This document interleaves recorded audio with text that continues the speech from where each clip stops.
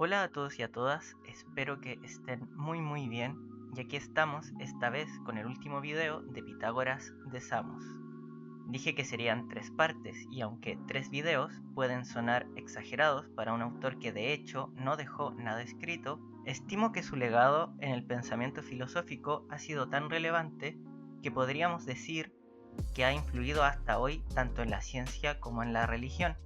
Entender a Pitágoras parece ser el primer paso para entender el mundo en el que vivimos en nuestros días. Un buen ejercicio para comprender el impacto de las ideas pitagóricas es imaginarnos que somos transportados a una época antigua donde el conocimiento estaba completamente monopolizado por los sacerdotes de las diversas culturas y los únicos con acceso a instruirse eran reyes, príncipes y aristócratas. Las matemáticas en ese entonces eran solo una herramienta más, servían para construir, dividir terrenos, cuantificar las cosechas, entre otras cosas. Todavía en aquel entonces no parecíamos notar la estrecha relación que existe entre los números y la naturaleza. Pitágoras, habiendo estudiado matemáticas, un día se dio cuenta de esas relaciones. ¿Cómo las descubrió? Se dice que lo hizo por medio de la música, más precisamente a través de un monocordio, un instrumento de una sola cuerda que contaba con un puente móvil, pues en este instrumento es más fácil notar el hecho de que las frecuencias del sonido son inversamente proporcionales a la longitud de la cuerda que lo provoca. Esto quiere decir que si tocamos un do para llegar al siguiente do más grave, debemos tener una cuerda el doble de larga, mientras que si queremos llegar al siguiente do más agudo, debemos tocar una cuerda el doble de corta. Así obtenemos la octava, que es un intervalo fundamental en la música.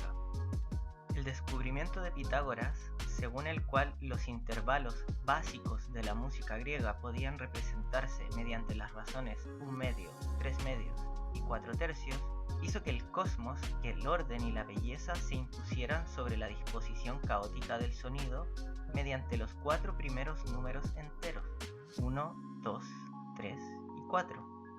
Si los sumamos, el número resultante es el 10. Lo cual proporcionaba una asombrosa confirmación, si es que no era la causa real, de la creencia pitagórica de que el número 10 era algo perfecto y contenía en su seno la naturaleza total del número. Esto lo comenta Aristóteles en su Metafísica. Los antiguos pitagóricos representaban el número 10 con la figura del tetractis, el cual fue un símbolo de veneración. De hecho, se cree que juraban ante este símbolo con la siguiente oración: Escucha las palabras de las brujas, los secretos escondidos en la noche. Los antiguos dioses invocamos ahora la obra de la magia oculta. Por el que nos legó la tetractis, fuente y raíz de la naturaleza eterna. Es evidente que todavía aquí sobreviven rastros de un misticismo respecto al número, que dota al pitagorismo de un carácter particular. Ellos buscaban la belleza, la armonía, la comprensión del número de una forma cuantitativa, pero no como lo hace la ciencia hoy en día de forma únicamente materialista, o como lo hacían los milesios, ya en esa época, pues tenían un enfoque más práctico aquellos, sino que los pitagóricos le otorgaban un valor de verdad y espiritualidad, una relación de orden que los números poseerían en sí mismos y que se reflejaría en el mundo. Descubrieron así la existencia de un orden inherente, de una organización numérica en la naturaleza que pertenecía al sonido en sí mismo. Esto se les presentó como una especie de revelación. El elemento ideal en la naturaleza consiste en el hecho de que las leyes matemáticas, que son leyes de nuestro propio pensamiento, realmente están inscritas en la naturaleza. Y ese asombro profundo que experimentamos muy a menudo ante el orden interno de la naturaleza se relaciona ante todo con la circunstancia de que nosotros ya hemos reconocido los efectos de esta matemática de la naturaleza, mucho antes de que nuestro conocimiento matemático se hubiera desarrollado suficiente para comprender su necesidad. Existe la tentación de hablar de Pitágoras como si fuese una figura de gran antigüedad, incluso de historicidad dudosa, un profeta en la penumbra. pero ello no debe oscurecer el hecho de que fue no solo un personaje histórico, sino que vivió después de Tales y Anaximandro, y que entre su muerte y la de Sócrates no pasaron más de 100 años. Lo cierto es que ningún conocimiento matemático puede ser atribuido al propio Pitágoras, ya que incluso su famoso teorema ha sido encontrado en textos bastante anteriores en la cultura mesopotámica. No hay ninguna prueba que atestigue de modo fehaciente algún tipo de particular avance matemático realizado por el propio Pitágoras. Esto no implica, por supuesto, que él no haya sentido una profunda reverencia e inclinación a la matemática y su particular relación con el mundo que le rodeaba, y sería mezquino negar que su influencia podría haber provocado avances en el estudio de la matemática de la época. Después de todo, Árquitas, amigo de Platón, era un pitagórico y realizó contribuciones notables a la matemática. Rostagni dijo con justicia que, para los pitagóricos, la cosmología, considerada como el estudio de lo que era para ellos un cosmos, en pleno sentido griego, abarca y engloba la teología, la antropología, la ética, las matemáticas y cualquier otra rama de la filosofía, ya que el cosmos es la clave del todo. Recordemos que los fundamentos del sistema filosófico pitagórico fueron la explicación numérica de la realidad, la transmigración del alma, el parentesco universal y la asimilación del ser humano a la divinidad. El motivo de los pitagóricos para estudiar el cosmos era conseguir el objetivo de ponerse en estrecha armonía con sus leyes. El mismo Aristóteles expresa que los pitagóricos afirmaban que las cosas en sí eran números. Esto puede entenderse también como que las cosas imitan o representan números, o en última instancia que supusieron que los elementos de los números eran los elementos de todas las cosas y que la totalidad del cielo era armonía y número. El término armonía para los griegos antiguos expresaba la idea del acoplamiento o adecuación entre cosas. En el específico caso de los pitagóricos, esta armonía se reflejaba en relación a la afinación de instrumentos musicales de cuerda. Se cree que el mismo Pitágoras fue quien descubrió las relaciones matemáticas existentes entre los intervalos musicales, aunque no suelen darse pruebas contundentes de que esto haya sido así. No obstante, la música y el descubrimiento de las relaciones matemáticas de los sonidos habrían sido fundamentales para intuir la existencia de la armonía no solo en la música, sino que la armonía se encontraría en cada parte de la realidad. Hay que recordar que lo que los pitagóricos estaban intentando hallar no era el componente material básico del universo, ni tampoco principalmente los cambios físicos por los cuales tuvieron su origen, sino, en primer lugar, y sobre todo, la explicación del orden que se desplegaba ante su vista y ante sus mentes, que por razones religiosas era lo más importante. El testimonio más confiable que nos ha llegado es el que comenté anteriormente de Aristóteles respecto a las creencias de los pitagóricos. Sin embargo, es muy probable y se ha comentado bastante en la actualidad que en general estos tres pasajes o estas tres creencias que presenta Aristóteles, las cuales son que las cosas son números, que imitan a los números o que las cosas están compuestas de los componentes de los números, serían aparentemente contradictorias entre sí, lo que ha introducido una dificultad innecesaria. Por ejemplo, si decimos que las cosas son números y también que las cosas se componen de los elementos de los números, no existe una contradicción como tal. Podemos decir que una estatua de bronce está hecha de bronce, pero también podemos expresar que está hecha de cobre y estaño, que son los elementos del bronce. De la misma forma, podemos pensar los constructos numéricos. Imaginemos que un triángulo está compuesto de un área y de un perímetro, y esos números le dan realidad a ese triángulo. Al mismo tiempo, las magnitudes de ese triángulo pueden dividirse. Un triángulo que sus lados midan 3 centímetros cada uno, esos mismos 3 centímetros pueden descomponerse en 3 sumas de 1 centímetro y esto no implicaría ninguna contradicción. ¿Cómo entender que las cosas son números, pero al mismo tiempo las cosas imitan a los números? Muy probablemente esto hace referencia a la dificultad de los griegos antiguos de conceptualizar nociones complejas como la de identidad y semejanza, por lo que probablemente los pitagóricos pensaron que los números no solo eran un principio real material, sino también un principio ideal, al no existir posibilidad de diferenciar entre ambas cosas. No sería hasta la llegada de Platón y Aristóteles que podríamos encontrar la diferencia materia y forma ya de forma más evidente. Se entiende que la forma sería algo así como un producto de la materia, por lo que un principio material sería al mismo tiempo un principio formal para los pitagóricos. Por ejemplo, el fuego tiene ciertas características, entonces aquello que está compuesto por fuego compartirá las características o características en común con el fuego. Si los números nos componen, no es extraño entonces asumir que los pitagóricos estimaban que de alguna forma las características de los números se expresan en todas las cosas y por lo tanto en la naturaleza, en su orden y en su armonía. Por supuesto, también en los seres humanos. De esta forma se va entendiendo por qué los pitagóricos rindieron culto al número, pues comprender el número era descifrar las características del mundo y acercarse a la perfección. Y si lo pensamos bien, no es raro que los pitagóricos pensaran que el número era un principio formal y material al mismo tiempo. Por ejemplo, probablemente en la escuela te enseñaron acerca del perímetro de las figuras geométricas. Sin embargo, el perímetro puede entenderse como el contorno de una figura, lo que no es otra cosa que su forma. Y si es posible descomponer la forma de los objetos en números, entonces no parece haber ningún problema en que los números sean de hecho un principio formal.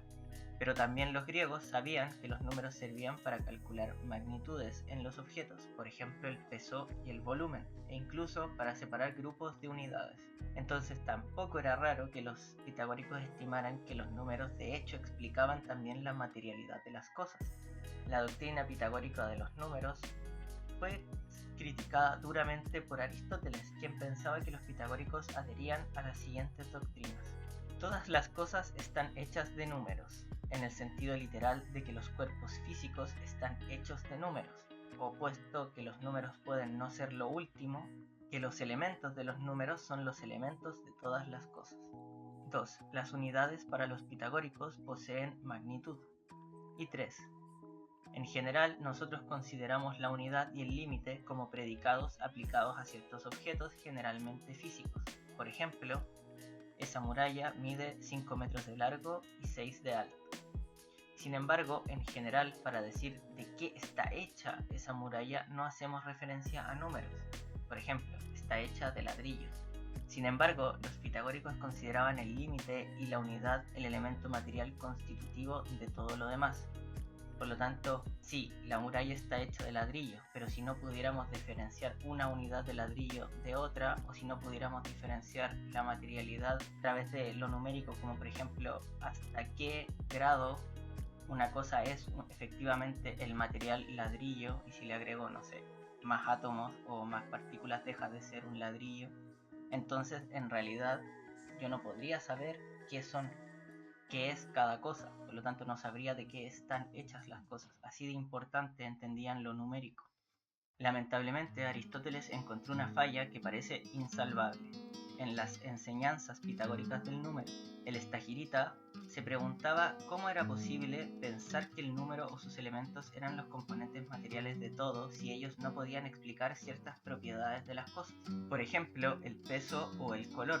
Ciertamente podemos cuantificar el peso de un objeto, pero no podemos sentir el peso de un número. Los números no pesan en nuestra experiencia y tampoco poseen color como lo hacen los objetos. De esta forma sería difícil entender cómo los números, siendo objetos ideales sin peso ni color, dan lugar a objetos con esas características.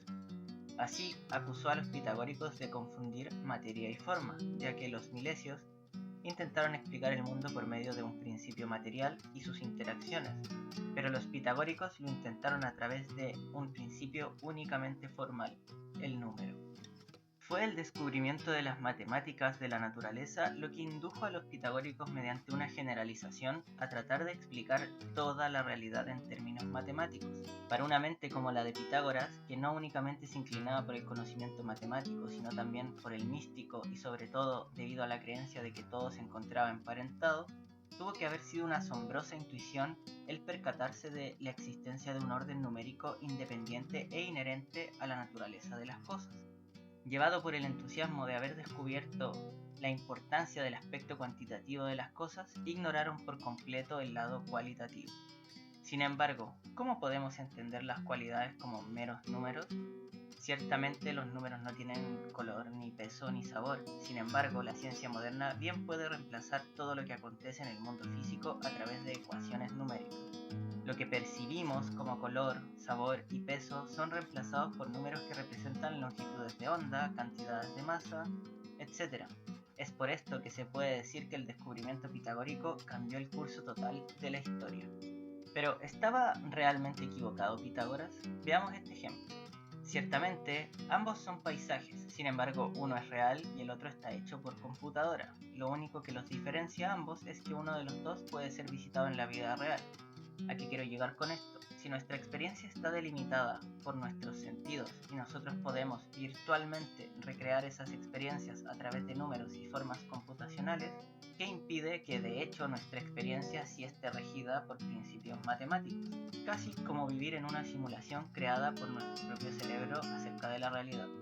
¿Es la matemática realmente el idioma de la naturaleza o es nuestra experiencia la que es susceptible a ser matematizada? Sea como sea, la matemática ha sido y es una herramienta que nos ha servido para entender el mundo. Así que no hay razones para no pensar que de hecho nuestra forma de ver la realidad representa con exactitud parte de esa realidad. Prueba de esto es que podemos, por medio de la ciencia, modificar con éxito parte de la realidad a nuestra conveniencia.